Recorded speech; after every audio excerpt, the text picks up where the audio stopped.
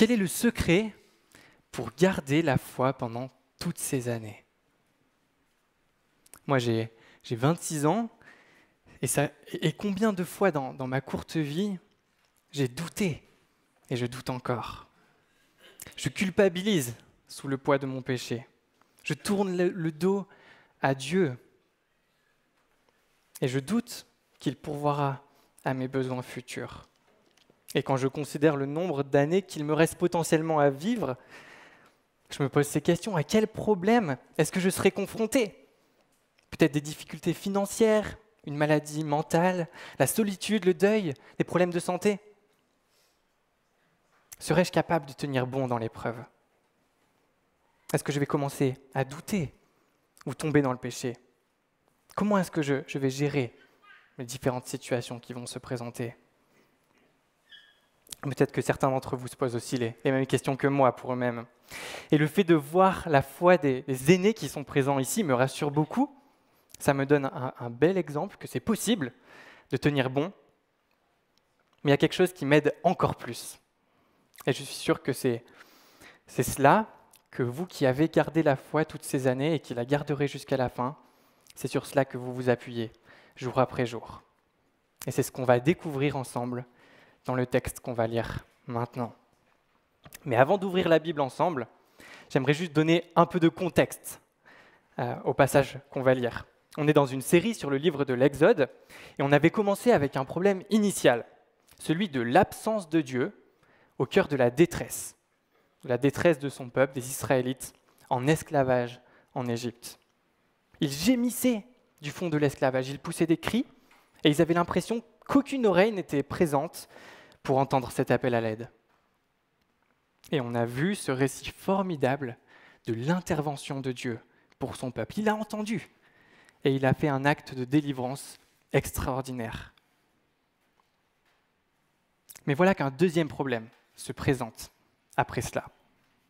Comment ce peuple pécheur peut-il tenir dans la présence du Dieu saint?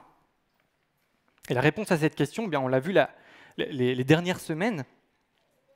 Dieu a conclu une alliance avec son peuple et il a donné des consignes pour que le peuple lui construise une habitation en son sein, le tabernacle, la tente de la rencontre.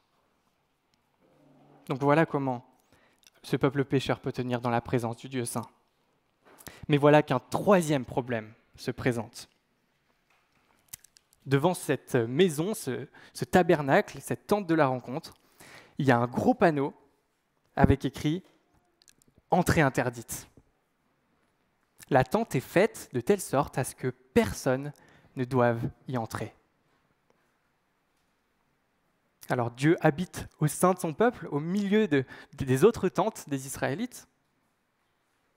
Mais est-ce qu'une personne enfermée chez elle est vraiment en relation avec les autres? C'est un problème. Et la solution à ce problème, on va la voir dans le passage qu'on va lire maintenant. Alors je vous invite à ouvrir vos Bibles en Exode chapitre 28, et on va lire à partir du verset 1. Et je m'excuse pour toutes les personnes peut-être qui nous rejoignent pour la première fois, qui n'ont jamais ouvert une Bible de leur vie. Si on avait eu le choix, ce ne serait pas à ce chapitre-là de la Bible qu'on l'aurait ouvert avec vous. Mais je vous invite vraiment à vous accrocher à ce qu'on va lire. S'il y a des mots que vous ne comprenez pas, oubliez-les et simplement essayez de comprendre le reste. Et vous verrez que le message de ce texte est tout à fait compréhensible pour vous. Et il est juste extraordinaire. Donc, ne soyez pas repoussés par les choses qui paraissent incompréhensibles, très bizarres. Mais vous allez voir que c'est tout à fait compréhensible. Et puis rassurez-vous, même si c'est la première fois que vous aurez une Bible, la plupart d'entre nous qui sommes chrétiens depuis longtemps, c'est toujours difficile d'ouvrir la Bible à ces passages-là. Donc nous aussi, on va devoir s'accrocher. Exode chapitre 28, verset 1. Si vous avez une Bible comme la mienne, celles qui sont dans les bancs, c'est à la page 59. Fais approcher de toi, donc, Dieu qui parle à Moïse, fais approcher de toi ton frère Aaron et ses fils. Prends-les parmi les Israélites pour qu'ils me servent en tant que prêtres. Il s'agit d'Aaron et de ses fils Nadab, Abihu, Éléazar et Ithamar. Tu feras à ton frère Aaron des vêtements sacrés pour marquer son importance et son rang. Tu parleras à tous les artisans que j'ai remplis d'un esprit d'habileté, et ils feront les vêtements qu'Aaron porteront lorsqu'il sera consacré et lorsqu'il remplira la fonction de prêtre pour moi. Voici les vêtements qu'ils feront: un pectoral, un éphod, une robe, une tunique brodée, une tiare et une écharpe. Ils feront des vêtements sacrés destinés à ton frère Aaron et à ses fils lorsqu'ils rempliront la fonction de prêtre pour moi. Ils emploieront de l'or, des étoffes teintes en bleu, en pourpre, en cramoisi, du rouge, et du fin lin. Ils feront l'éphod en or, en fil bleu, pourpre et cramoisi, et en fin lin retors. Il sera fait selon l'art du brodeur. On y fera 2 bretelles qui le relieront par ses 2 bords. C'est ainsi qu'il sera assemblé. L'écharpe sera faite du même matériau que l'éphod et fixée sur lui. Elle sera en or, en fil bleu, pourpre et cramoisi, et en fin lin retors. Tu prendras 2 pierres d'onyx et tu y graveras les noms des fils d'Israël, 6 noms sur une pierre et 6 noms sur l'autre, sur la seconde pierre, d'après leur ordre de naissance. Tu graveras les noms des fils d'Israël sur les 2 pierres, comme le fait un graveur de pierre, un graveur de cachet, et tu les entoureras de montures en or.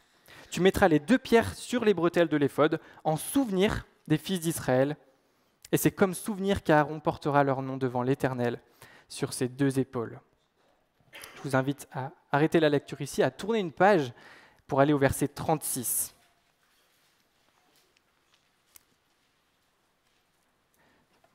Entre-temps, Dieu continue à donner des prescriptions sur la manière dont les prêtres doivent être habillés. Verset 36, « Tu feras une lame en or pur, et tu y graveras, comme le fait un graveur de cachet, sainteté à l'Éternel. Tu l'attacheras avec un cordon bleu sur la tiare et sur le devant de la tiare. Elle sera sur le front d'Aaron. Ainsi, Aaron sera chargé des fautes commises par les Israélites lorsqu'ils m'apporteront toutes leurs saintes offrandes. Elle sera constamment sur son front devant l'Éternel pour qu'il leur soit favorable. » Et on va encore sauter au verset 42. « Fais-leur des caleçons en lin pour couvrir leur nudité. Ils iront des reins aux cuisses. Aaron et ses fils les porteront quand ils entreront dans la tente de la rencontre ou quand ils s'approcheront de l'autel pour faire le service dans le sanctuaire. Ainsi, ils ne se rendront pas coupables et ne mourront pas. C'est une prescription perpétuelle pour Aaron et pour ses descendants après lui. » Jusqu'ici, notre lecture de la parole du Seigneur. Alors, qu'est-ce que ce passage nous enseigne ? Eh bien, premièrement, ce passage nous montre le rôle des prêtres. Les prêtres sont chargés de représenter le peuple de Dieu, le peuple d'Israël, devant Dieu, parce qu'ils sont consacrés, ils sont mis à part pour cela. C'est ce qu'on voit au verset 1 à 3 du chapitre qu'on a lu. Des membres du peuple sont mis à part pour exercer la fonction de prêtre. Regardez maintenant la symbolique de l'éphod. L'éphod, c'est une sorte de chasuble qu'ils avaient apporté sur leurs vêtements. Verset 12, le prêtre doit avoir 2 pierres sur les épaules avec les noms de toutes les tribus d'Israël lorsqu'il va rencontrer Dieu dans le tabernacle. Le prêtre vient charger du poids des fautes de tout le peuple pour recevoir le pardon de ses péchés. Et la suite du texte nous montre qu'il a également le nom des 12 tribus gravées sur son cœur. C'est les 12 pierres précieuses qu'on voit sur la poitrine du prêtre, grâce au pectoral, pour en garder à toujours le souvenir devant l'Éternel. Donc le prêtre, le grand prêtre, s'approche vraiment de Dieu en tant que représentant du peuple. En son nom, c'est comme si le peuple entier venait devant Dieu. Et la suite du texte nous montre aussi que le grand prêtre doit avoir une plaque en or sur le front avec écrit « Sainteté à l'Éternel ». C'est une manière, verset 28, pour le grand prêtre, verset 38, de se charger des fautes commises par le peuple pour que Dieu les pardonne et accepte ses offrandes. Un commentateur dit la chose suivante: par le symbolisme même dont ces vêtements étaient chargés, le sacrificateur, le prêtre, porte la culpabilité du peuple dans la présence du Dieu saint, seul capable de l'effacer. Donc les prêtres sont des personnes mises à part pour représenter le peuple devant Dieu et pour que Dieu les pardonne de leurs fautes. Ensuite, regardez avec moi les vêtements que devaient porter les prêtres. C'est les versets 4 et 5 qu'on a lus. Et juste si on relit comment était fait le tabernacle, donc chapitre 26, verset 31 par exemple, « Tu feras un voile bleu, pourpre, cramoisi et en fin lin retors. » Avec ces deux passages en parallèle, il y a une chose qui apparaît de manière évidente. Les vêtements sacrés des prêtres sont faits des mêmes motifs, avec les mêmes matériaux et les mêmes couleurs que l'intérieur du tabernacle. C'est comme si le grand prêtre portait sur lui le tabernacle. C'est une manière de montrer que Dieu, qui est dans le lieu très saint, au milieu du tabernacle, cet endroit inaccessible pour le peuple, eh bien c'est une manière de le montrer aux yeux de tous. Ce qui est caché dans le lieu très saint est offert à la vue de tous sur les vêtements du grand prêtre. Par le grand prêtre, la présence glorieuse de Dieu est manifeste aux yeux de tout le peuple. Donc oui, Dieu est dans le tabernacle, il y a écrit « entrée interdite » devant cette tente, mais par l'intermédiaire du grand prêtre, tout le peuple peut d'une certaine manière être dans la présence de Dieu. Grâce au prêtre, qui a les vêtements qui représentent l'intérieur du tabernacle et qui va dehors devant le peuple. Et grâce au nom du peuple qui permet à tout le peuple d'entrer par l'intermédiaire du prêtre dans la présence de Dieu.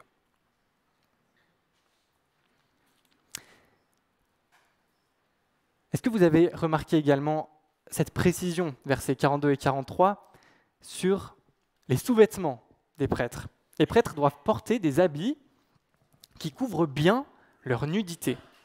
Sans cela, c'est précisé dans le texte, ils mourraient devant Dieu, dans la présence de Dieu. Et je pense que vous connaissez tous, quelle que soit votre culture biblique, un épisode de la Bible où les gens pouvaient être nus dans la présence de Dieu sans aucun problème. C'est l'histoire d'Adam et Ève dans le jardin d'Éden. Parce que la nudité, c'est un symbole de pureté, et le vêtement veut dire qu'on a des choses à cacher.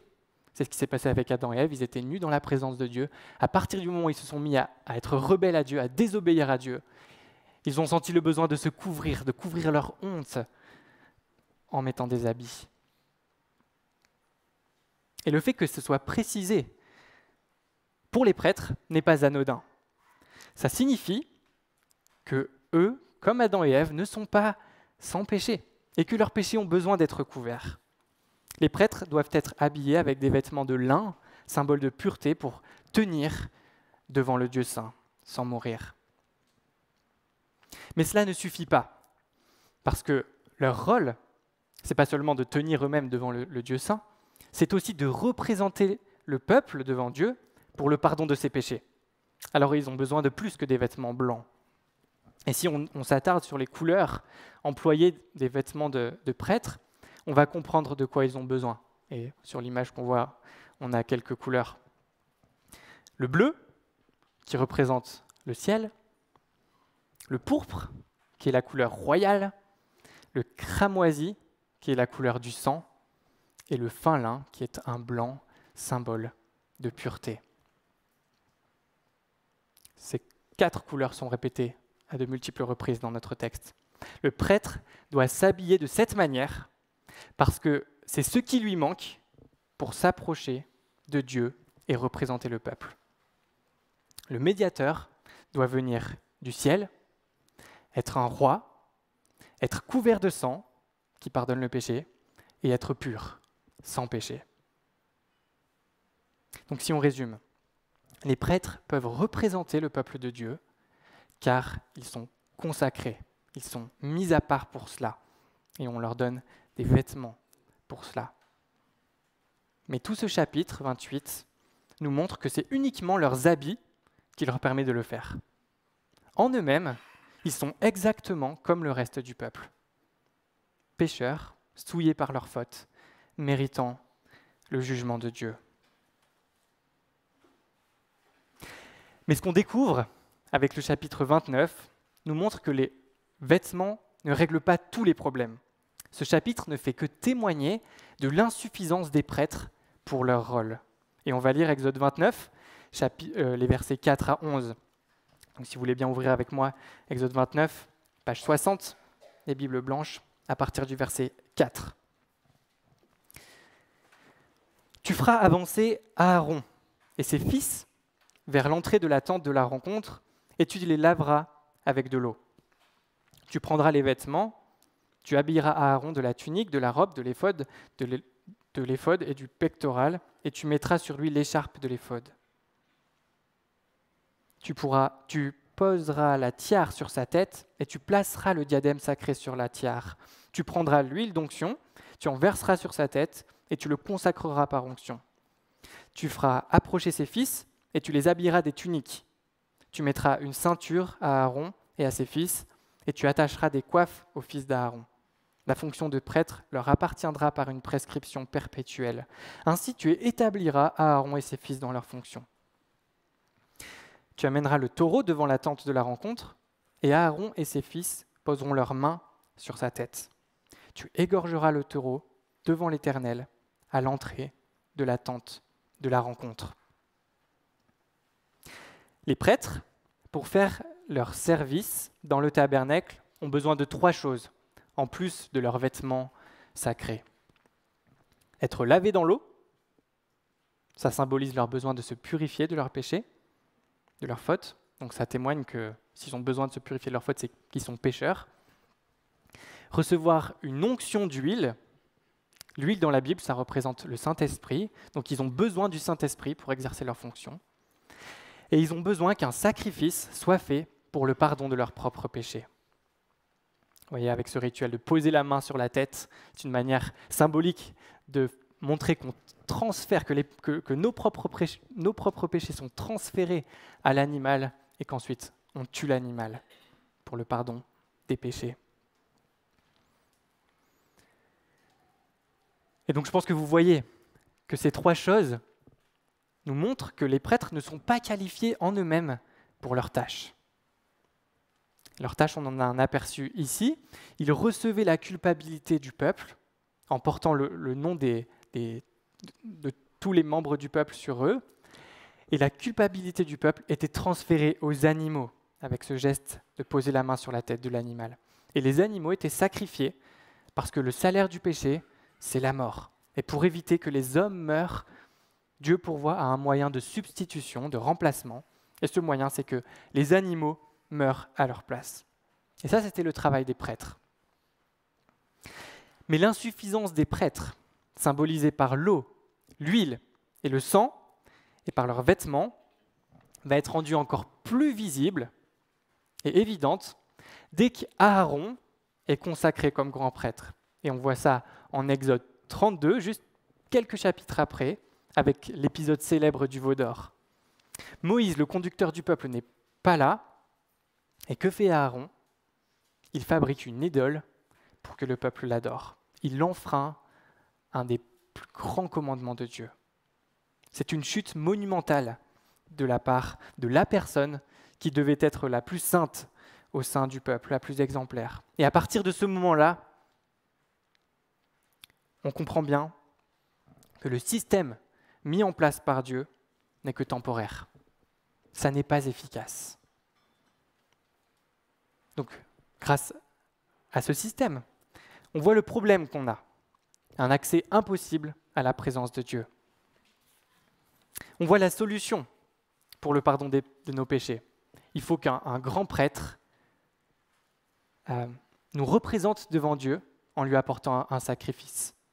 Mais il faut qu'un grand prêtre différent d'Aaron et de tous les prêtres qui sont présentés dans ces chapitres vienne. Un grand prêtre qui vient du ciel, bleu, qui est un roi pourpre, qui est couvert de sang, cramoisi, qui est pur, le blanc. Un grand prêtre qui a été consacré par un passage dans l'eau, qui aurait l'Esprit Saint sur lui et qui pourrait apporter un sacrifice pour nos péchés. Et ça, les amis, c'est le besoin que révèle ce texte pour l'humanité. En lisant ces 2 chapitres, on devrait à la fin se dire, voilà de quoi nous avons besoin. Voilà de quoi on a besoin si on veut être en relation avec Dieu. Alors voilà la personne, le grand prêtre qu'il nous faut attendre. Alors on va l'attendre. On va l'attendre, sauf s'il est déjà venu.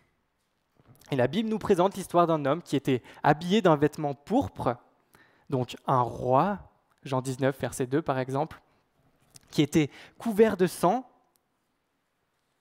lors de son sacrifice, lors de sa mort, qui s'est présenté nu devant Dieu parce qu'il était sans péché, et lorsqu'il a été crucifié, il était nu, et qui est monté au ciel. Et cet homme, c'est Jésus. Cet homme, Jésus, a été consacré comme grand prêtre en suivant le rituel de l'eau, son baptême, en recevant l'onction du Saint-Esprit. Juste après son baptême, on voit une colombe descendre du ciel qui représente le Saint-Esprit, une colombe et non pas un canard comme le pense Caleb à chaque fois qu'on lit l'histoire. Et en apportant un sacrifice devant Dieu, le sacrifice de son propre corps. Jésus, et tout le Nouveau Testament le montre, est le grand prêtre qu'on doit attendre. Et je vous invite à lire un passage du Nouveau Testament justement, qui nous présente les choses de cette manière. Hébreux chapitre 7, versets 26 et 27. C'est à la page 791 des Bibles blanches, presque à la fin de la Bible.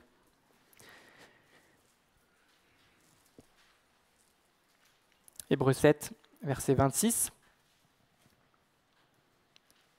C'est bien un tel grand prêtre qu'il nous fallait. Saint, irréprochable, sans souillure, séparé des pécheurs et plus élevé que le ciel. Il n'a pas besoin, comme les autres grands prêtres, d'offrir chaque jour des sacrifices, d'abord pour ses propres péchés, ensuite pour ceux du peuple, car il a accompli ce service une fois pour toutes, en s'offrant lui-même en sacrifice. Le Nouveau Testament nous montre que la personne et l'œuvre de Jésus s'appuyaient et étaient l'expression ultime de ce qu'un grand prêtre était censé faire. Toute la vie de Jésus nous montre qu'il est le grand prêtre tant attendu. Lorsqu'il est mort sur la croix, Jésus nous a portés sur ses épaules, prenant notre péché sur ses épaules et sur son cœur, prenant notre péché sur lui afin de l'affronter en présence de Dieu. Nos noms ont été inscrits sur lui.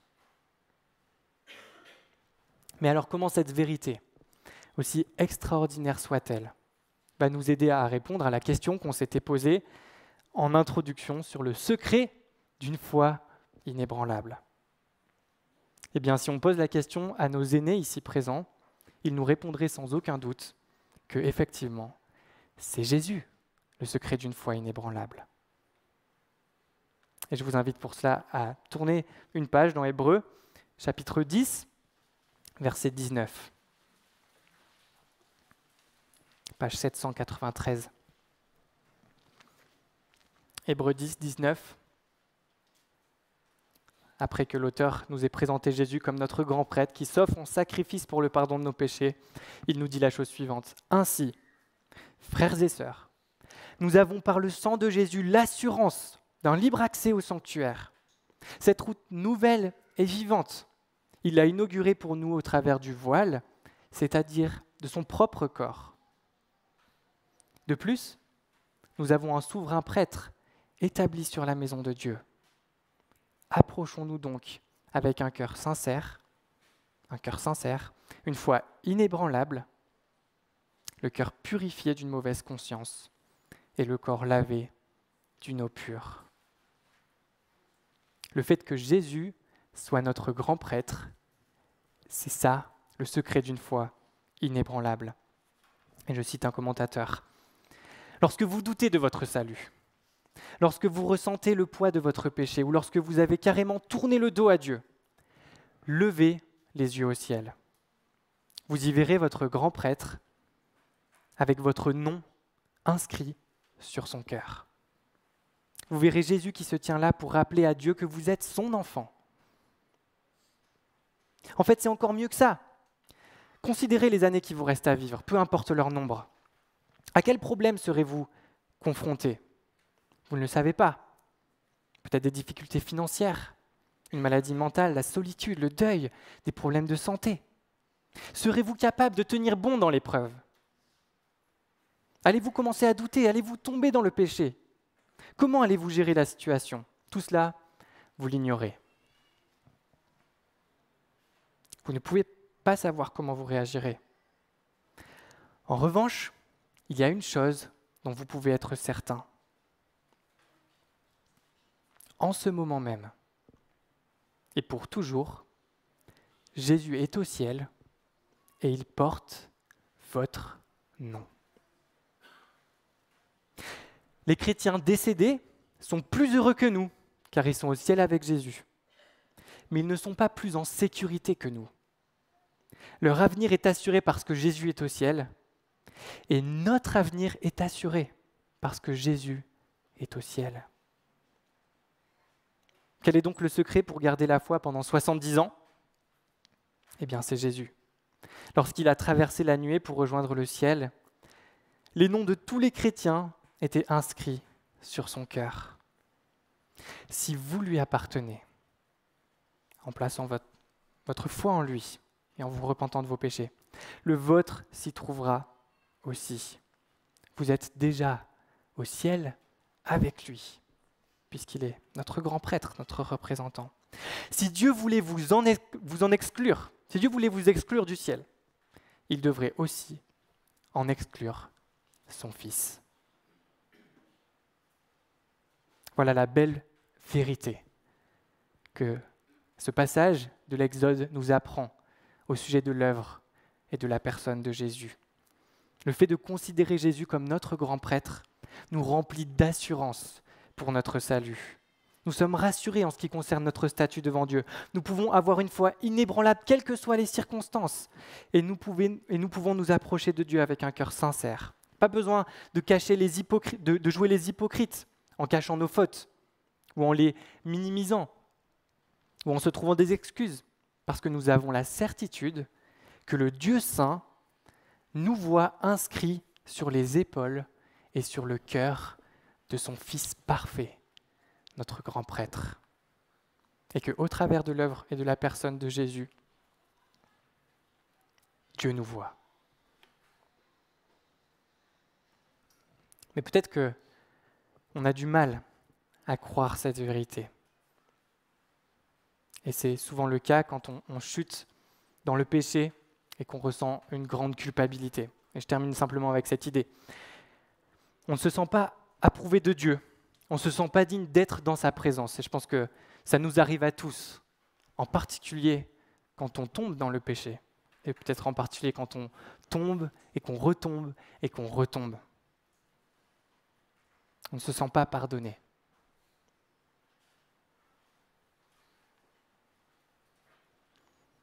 Mais c'est parce qu'on oublie que notre dignité pour tenir devant Dieu ne vient pas de nous et de nos performances à obéir à sa loi, mais de Jésus. Et j'aimerais pour ça vous raconter l'histoire de Tobias. Au cours de la grossesse, Marshall et Suzanne ont appris que le bébé qu'ils attendaient allait probablement avoir de graves problèmes de santé. Alors ils ont beaucoup prié, ils ont supplié Dieu pendant toute la grossesse. Ils ont prié pour un miracle. Ils ont prié pour que le Dieu de compassion accorde le souffle de vie à l'enfant. Le jour de la naissance arrive, le petit bébé vient au monde et devient l'objet de la contemplation de leurs parents pendant ses premiers instants de vie. Et c'est formidable. Mais malheureusement, les problèmes de santé de ce petit bébé étaient trop importants pour lui. Et quelques minutes après, il décède. Le miracle de la vie a été suivi du mystère de la mort. Qui est responsable? Pour ce couple, c'était Dieu. Le Dieu créateur et souverain qui a toutes choses entre ses mains. Et quand la sage-femme leur a demandé quel prénom ils souhaitaient donner à leur enfant, Suzanne, la maman, a répondu « Toby ». C'est le diminutif d'un prénom biblique, Tobias, qui signifie « Dieu est bon ». Dieu est bon. Dieu est bon. Comment pouvait-il l'affirmer? Comment pouvait-il croire en cet attribut de Dieu à ce moment-là? Tout, à ce moment-là, semblait prouver le contraire.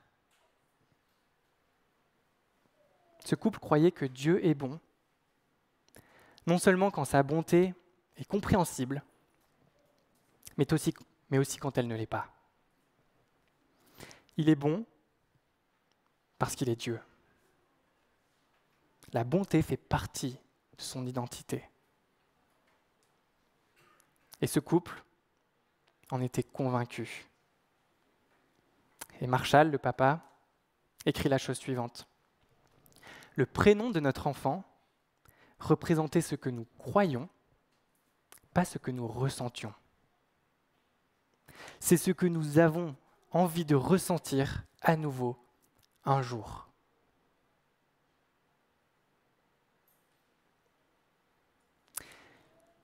Et voilà comment on doit réagir avec notre difficulté à gérer notre culpabilité.